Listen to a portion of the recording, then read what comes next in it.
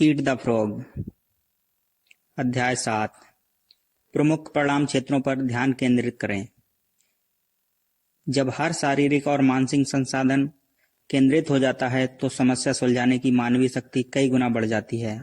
Norman Vincent Peale. मुझे नौकरी पर क्यों रखा गया है?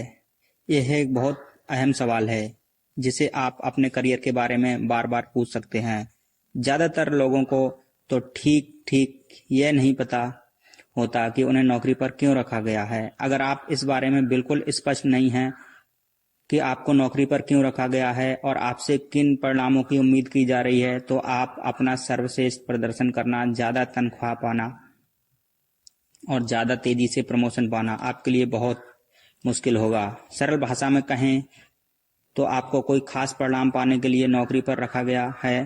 तनख्वाह उस काम की गुणवत्ता और मात्रा के बदले में मिलने वाली भुगतान है जिसे दूसरों के काम के साथ मिलकर ऐसे प्रोडक्ट या सेवा में बदला जा सकता है जिसे ग्राहक खरीदना चाहें। आमतौर पर आपके काम को 5-7 प्रमुख परिणाम क्षेत्रों में विभाजित किया जा सकता है। प्रमुख परिणाम क्षेत्रों की संख्या शायद ही कभी इससे ज्यादा प्रभावित हो।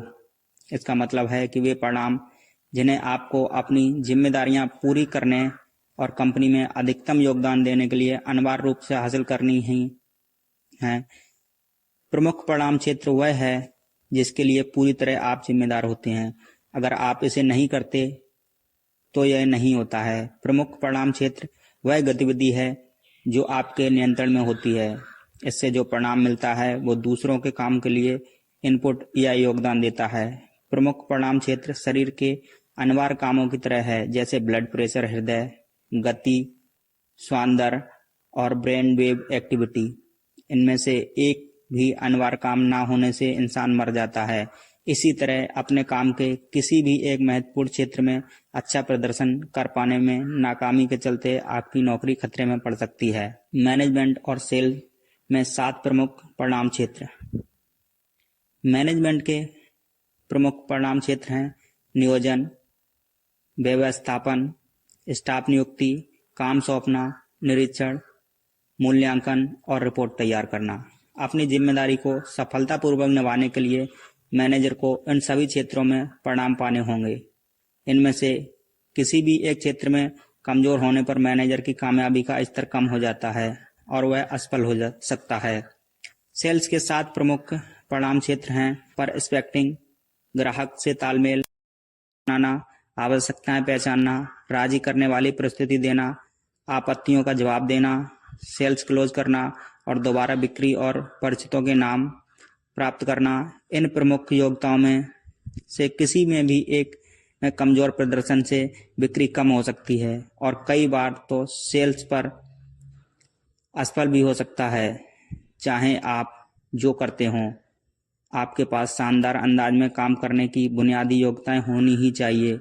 ये मांगें लगातार बदलती रहती हैं। अपनी मूल क्षमताएं विकसित कर ली हैं जिनकी वजह से आपके लिए वह काम करना संभव हो गया है, लेकिन निश्चित प्रमुख परिणाम आपके काम के लिए केंद्रीय महत्व रखते हैं जो नौकरी में आपकी सफलता या असफलता तय करते हैं। वे कौन से हैं? स्पष्टता अनिवार्य है। अपने काम के प्रमुख परिणाम क्षेत्रों को पहचानना उच्च प्रदर्शन की शुरुआती बिंदु है। अपने बॉस के साथ उन पर बातचीत करें। अपनी सबसे महत्वपूर्ण जिम्मेदारियों की सूची बना लें। फिर यह निश्चित कर लें कि आपके ऊपरी स्तर, आपके सम्मान स्तर और आपके निचले स्तर के लोग उस सूची से सहमत हों। मिसाल के तौर पर सेल्समैन के लिए ग्राहक से अपॉइंटमेंट की सहमति लेना एक प्रमुख परिणाम क्षेत्र है। यह कार्य पूरी सेल्स प्रक्रिया की कुंजी है। सेल्स क्लोज करना भी एक प्रमुख परिणाम क्षेत्र है। जब सेल्स पूरी हो जाती है तो यह कई अन्य लोगों की गतिविधियों को सक्रिय कर देती है जो प्रोडक्ट या सेवा तैयार करते हैं या पहुंचाते हैं। किसी कंपनी मालिक या बड़े एग्जीक्यूटिव के लिए बैंक से लोन की सौदेबाजी करना प्रमुख परिणाम क्षेत्र हो सकता है। सही कर्मचारियों को नियुक्त करना और असरदार ढंग से काम सौंपना भी प्रमुख परिणाम क्षेत्र है। रिसेप्शनिस्ट या सेक्रेटरी के लिए पत्र टाइप करना, फोन का जवाब देना या फोन कॉल्स को तेजी व कुशलता से सही व्यक्ति तक पहुंचाना प्रमुख परिणाम क्षेत्र है। इन कामों को फौरन और बखूबी करने की योग्यता से ही काफ़ी हद तक कर्मचारियों की तनख्वाह और भावी प्रमोशन तय होते हैं। अपनी ग्रेडिंग करें। अपने प्रमुख परिणाम क्षेत्र को तय करें। तय करने के बाद आपको अपनी ग्रेडिंग करनी चाहिए।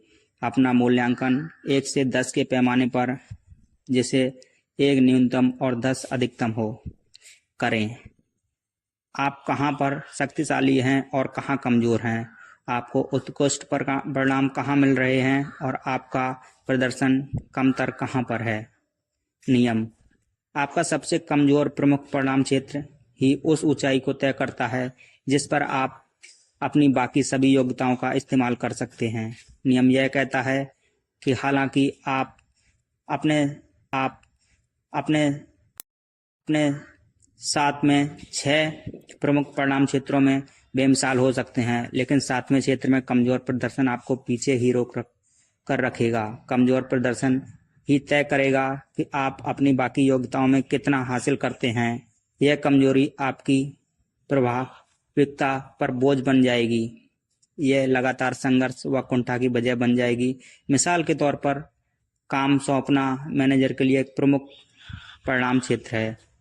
यह योग्यता का वह प्रमुख लीवरेज बिंदु है जो मैनेजर को दूसरे कर्मचारियों का प्रबंधन करने और परिणाम पाने में सामर्थ्य बनाता है। जो मैनेजर सही तरीके से दूसरों को काम नहीं सौंप सकता, वह अपनी बाकी योग्यताओं का इस्तेमाल भी प्रभाविकता से सर्वोच्च स्तर पर नहीं कर पाएगा। काम सौंपने की एकमात्र अयोग्यता ही उसे असफल करवा सकती है। कमजोर प्रदर्शन से टाल मटोल पैदा होता है। ऑफिस में टाल मटोल की मुख्य वजह यह होती है कि लोग उन क्षेत्रों के काम और गतिविधियों से बचते हैं जहां उनका प्रदर्शन पहले खराब रहा हो। लक्ष्य तय करने और उस विशेष क्षेत्र में सुधार की योजना बनाने के बजाय ज़्यादातर लोग उनसे बचना चाहते हैं, जिससे स्थिति और बिगड़ सकती है। इसका विपरीत यह है कि आप किसी विशेष योग्यता क्षेत्र में जितने बेहतर हैं, वह काम करने के लिए आप उतने ही ज़्यादा प्रेरित होंगे, उतना ही कम टाल मटोल करेंगे और काम पूरा करने के लिए उतने ही ज़्यादा संकल्पवान होंगे। सच्चाई यह है कि शक्तियों और कमजोरियों हर व्यक्ति में होती हैं। अपनी कमजोरियों को तर्कसंगत साबित करना, सही ठहराना या उनके बीच बचाव करना छोड़ दें। इसके बजाय उन्हें स्पष्टता से पहचानें, एक लक्ष्य बनाएं और उनमें से हर क्षेत्र में बेहतरीन बनाने की योजना बना लें। जरा सोचें, हो सकता है कि आप अपने काम में बेहतरीन प्रदर्शन सिर्फ इसलिए ना कर पा रहे हों क्योंकि आप में एक आवश्यक योग्यता नहीं है। बड़ा सवाल। यहाँ एक बहुत बड़ा सवाल बताया जा रहा है जिसे आप खुद से पूछ सकते हैं। वह कौन सी एक योग्यता है जिसे अगर मैं विकसित कर लूँ और उत्कृष्ट बना लूँ तो इसका मेरे करियर पर सबसे ज़्यादा अच्छा असर होगा। जिंदगी भर अपने करियर के मार्गदर्शन के लिए यह सवाल पूछते रहें। जवाब खोजने के लिए अपने भीतर झांकें। संभवतः आपको यह पता होगा कि वह योग्यता कौन सी है। यह सवाल अपने बॉस से पूछें, सहकर्मियों से पूछें, मित्रों और परिजनों से पूछें। जवाब चाहे जो भी हो, उसे पता करने की कोशिश करें। फिर उस क्षेत्र में अपने प्रदर्शन को बेहतर बनाने के लिए मेहनत करें। अच्छी बात यह है कि सभी व्यावसायिक योग्यताएं सीखी जा सकती हैं। अगर कोई व्यक्ति किसी खास परिणाम क्षेत्र में उत्कृष्ट है तो यह इस बात भी उत्कृष्ट बन सकते हैं, बशर्ते आप ठान लें। टाल मटोल छोड़ने और ज़्यादा तेज़ी से ज़्यादा काम करने का एक तेज और बेहतरीन तरीका यह है कि आप अपने प्रमुख परिणाम क्षेत्रों में उत्कृष्ट बन जाएं।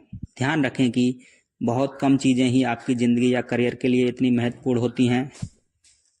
हर सुबह 1 मिनट निकाल लें। नंबर 1, अपने काम के प्रमुख परिणाम क्षेत्रों को पता लगाएं। वे कौन से हैं? प्रमुख परिणाम क्षेत्रों को लिख लें जिन्हें आपको उत्कृष्ट अंदाज में काम करने के लिए पाना ही है। हर क्षेत्र में 1 से 10 के पैमाने पर अपनी ग्रेडिंग करें। इसके बाद उस प्रमुख योग्यता का पता लगाएं जिसे उत्कृष्ट अंदाज में करने से आपको अपने काम में सबसे ज़्यादा मदद मिलेगी। यह सूची अपने बॉस को दिखाएं और उनसे बातचीत करें। ईमानदार प्रक्रिया और मूल्यांकन का आग्रह करें। आप सिर्फ तभी बेहतर बन सकते हैं जब आप दूसरे लोगों से सृजनात्मक सुझावों पर खुले दिमाग से विचार करें। अपने परिणामों के बारे में अपने स्टाफ और सहकर्मियों से बातचीत करें। अपने जीवन साथी से चर्चा करें। अपने पूरे करियर में नियमित विश्लेषण की आदत डालें। कभी भी बेहतर बनना ना छोड़ें।